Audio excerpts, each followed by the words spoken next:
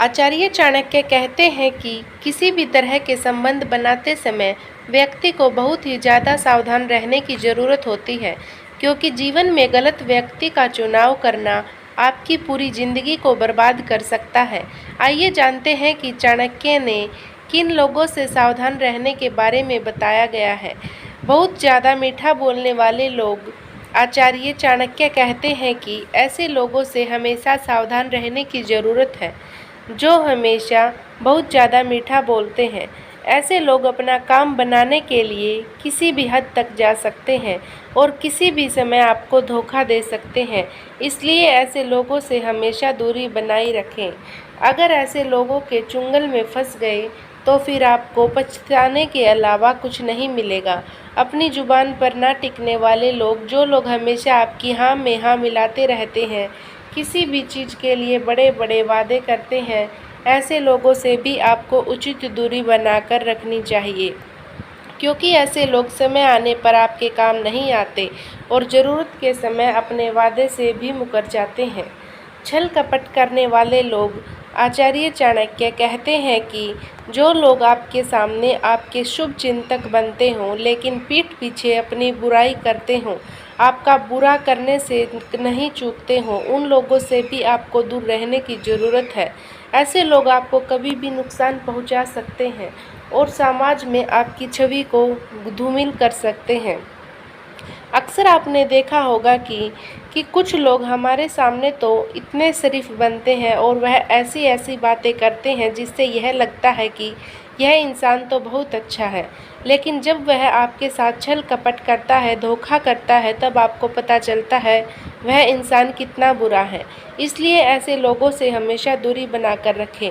हालांकि आप अपने बोलचाल में जल्दबाजी ना करें, जब भी मिले जैसे नॉर्मल हाय हेलो करते रहें। बस ऐसे लोगों से ज़्यादा मुंह नहीं लगना चाहिए। ज़्यादा तारीफ करने वाले लोग। आचार्य चाणक्य कहते हैं कि बहुत ज़्यादा प्रशंसा करने वाले लोग अपने फ़ायदे के लिए अक्सर झूठी तारीफ करके अपना काम निकलवाने में लगे रहते हैं। ऐसे लोग आपके गुणों से नहीं बल्कि आपकी पद और प्रतिष्ठा से जुड़े होते हैं।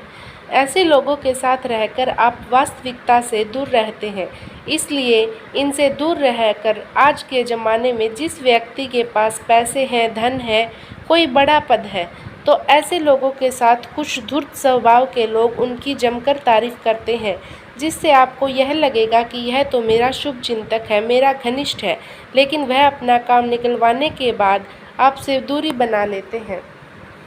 ऐसे लोगों से हमेशा सावधान रहें और दूरी बनाकर रखें। हालांकि आपने देखा होगा कि जिसके पास पैसे नहीं, जिसके पास धन नहीं, यह लोग आपको नमस्ते तक नहीं करते। गलत आदतों वाले लोग। आचार्य चाणक्य कहते हैं कि गंदी और गलत आदतों वाले व्यक्ति से भी दूरी बनाकर रखने में ही आपकी भलाई है। ऐसे लोगों की संगत अच्छी नहीं होती, यह आपकी अच्छी छवि को धूमिल करने का काम करते हैं, जिससे आपकी प्रतिष्ठा तो खराब होती ही है, साथ ही लोग आपसे भी कतराने लगते हैं। दोस्तों, आपके जीवन में भी कुछ ऐसे लोग होंगे जिनकी आदतें गलत होंगी, जैसे शराब पीना, लड़कीबाजी करना, किसी प्रकार का नशा करना। वह लोग आपको भी वह काम करने के लिए प्रेरित करेंगे, लेकिन आपको उनकी बातों में नहीं आना चाहिए, क्योंकि उससे आपको कुछ हासिल नहीं होगा बल्कि नुकसान ही होगा। बाद में आपको पछताने के अलावा कुछ हासिल नहीं होगा। झूठ बोलने वाले लोग। चाणक्य कहते हैं कि बहुत ज़रूरत पर एक दो झूठ बोलना आम सी बात है, लेकिन हर बात पर और अक्सर झूठ बोलने वाले लोगों से आपको दूरी बनाकर रखनी चाहिए। ऐसे लोग आपको कभी भी किसी बड़ी मुसीबत में डाल सकते हैं, साथ ही आपको किसी के भी सामने शर्मिंदा कर सकते हैं। अक्सर आपने देखा होगा कि कुछ लोग किसी बात को लेकर आपसे वादा करते हैं कि मैं तेरे लिए यह कर दूंगा, मैं तेरे लिए यह काम कर दूंगा जिससे तुझे फ़ायदा होगा, लेकिन ऐसे लोग आपको कोई फ़ायदा नहीं पहुंचाते और आप उनकी उम्मीद के भरोसे बैठे रहते हैं, और जब आपको वह फ़ायदा नहीं होता, आपका वह काम नहीं होता है, तो आपको बड़ा दुख होता है। इसलिए दोस्तों, ऐसे लोगों से हमेशा दूर बनाकर रहना चाहिए। अच्छे लोगों के साथ बुरा करने वालों का क्या होता है? दोस्तों, एक चकवा पक्षी ने बताया कि शत्रु हमारा कब फ़ायदा उठाता है, कौन से लोग दया करने के काबिल नहीं होते। दोस्तों, ये ज्ञानवर्धक प्रसंग आपके जीवन में बहुत ही मददगार साबित होगा। हमसे बहुत कुछ सीखने को मिलने वाला है। दोस्तों, एक समय की बात है, एक जंगल में एक सरोवर पर एक चकवा और एक चकवी रहते थे। दोनों के बीच बहुत ही गहरा प्रेम था।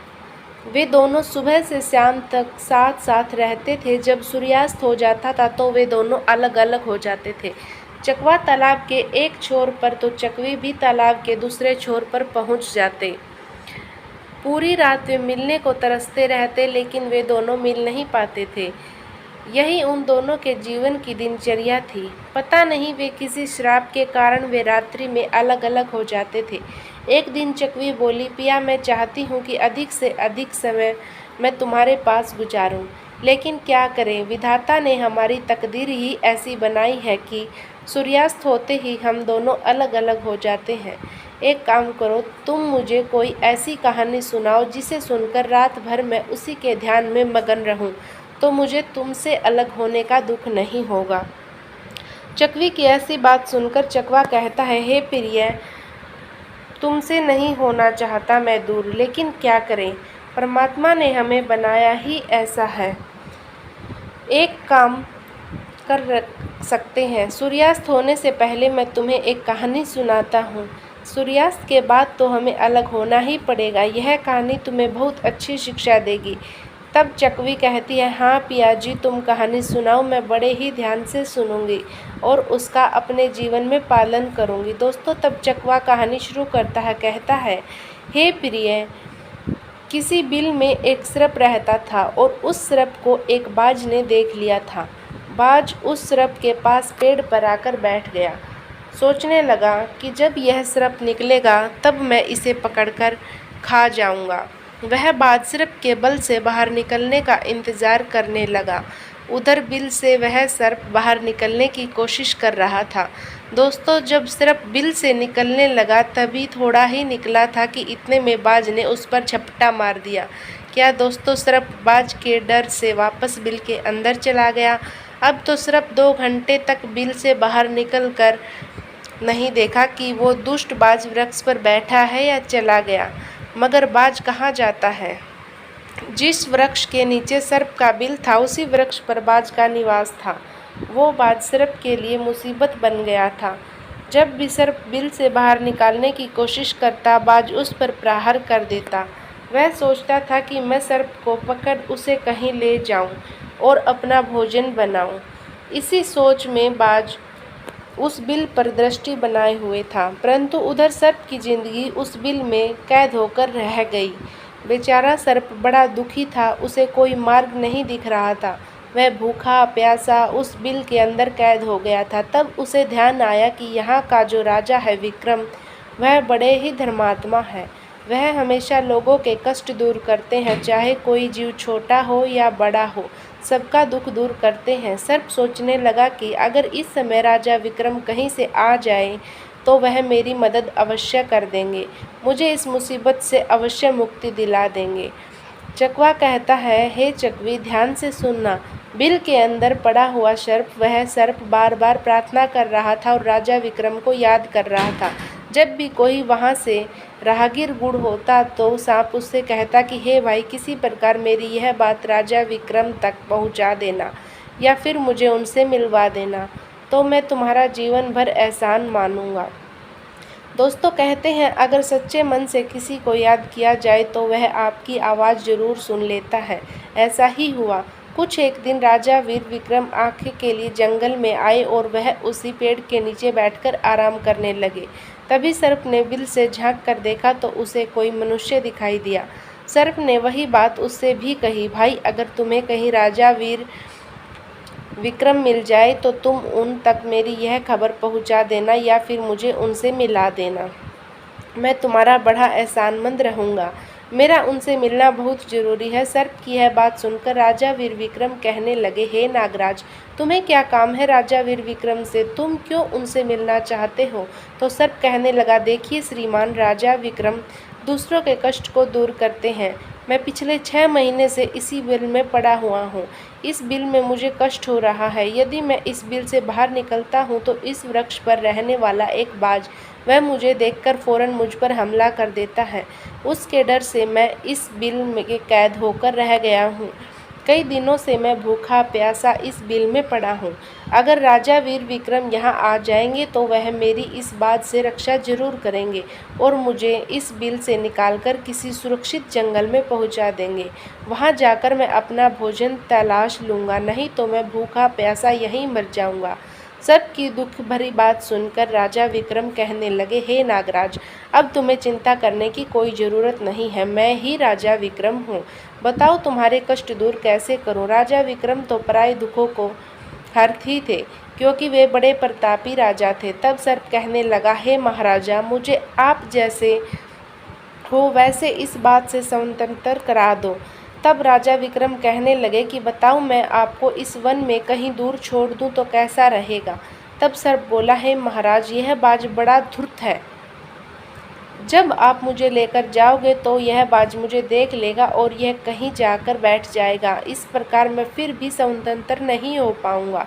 तब राजा बोला कि तो फिर मैं क्या करूं, बताओ, जिससे तुम्हारी रक्षा हो सके। तब सर्प बोला, हे राजन, आप मुझे कुछ समय के लिए अपनी पेट पर बैठा लो। अगर आप मुझे अपने पेट पर बैठा लेते हो तो यह बाज मुझे देख नहीं पाएगा और इसे पता नहीं चलेगा कि मैं इस बिल से निकलकर कहाँ चला गया, और मैं आपका साथ इस वन में बहुत दूर तक चला जाऊंगा और आगे जाने के बाद मैं तुम्हारे पेट से बाहर आ जाऊंगा।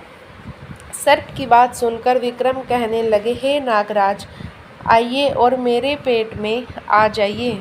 दोस्तों, अब तो राजा विक्रम अपना मुंह फैला लेते हैं और वह नाग उनके पेट में चला जाता है और उनके पेट में जाकर आराम से बैठ जाता है।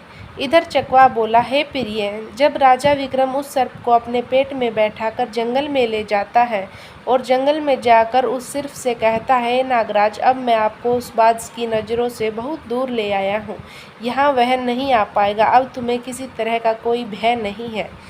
कृपया आप मेरे पेट से बाहर आ जाइए और इस जंगल में चले जाइए। राजा विक्रम की बात सुनकर वह सर्प कहने लगा, नहीं नहीं महाराज, अब मैं आपके पेट से बाहर निकालने वाला नहीं हूँ। राजा बोले, क्यों भाई, आपने तो मुझसे वादा किया था कि आप मुझे आगे सुनसान जंगल में छोड़ देना, मैं आपके पेट से बाहर निकल जाऊंगा। अब क्या हुआ, सुनसान जंगल तो आ गया है, आप मेरे पेट से बाहर निकल जाइए। तब सर्प बोला, देखो महाराज, जैसा सुख आपके पेट में रहने पर मिलता है ऐसा सुख मुझे किसी बिल में जंगल में नहीं मिलेगा। मैं अब बड़े आराम से आपके पेट में ही जीवन व्यतीत कर सकता हूँ। अब मैं तुम्हारे पेट से बाहर नहीं निकलूँगा। सर्प की इस प्रकार बात सुनकर राजा विक्रम सोचने लगे, यह सर्प तो बड़ा ही दुष्ट निकला। थोड़ी देर की कहकर अब तो यह सर्प बाहर आ ही नहीं रहा है। सच कहा है किसी ने, ऐसे दुष्ट लोग अगर मरते हो तो मर जाने देना चाहिए, उनकी कभी भी मदद नहीं करनी चाहिए। यह हमेशा बचाने वालों को ही डस लेते हैं। कहते हैं दुष्टों पर कभी रहम नहीं करना चाहिए। जिन लोगों ने दुष्टों पर रहम किया है उनका निश्चित ही पतन हो जाता है।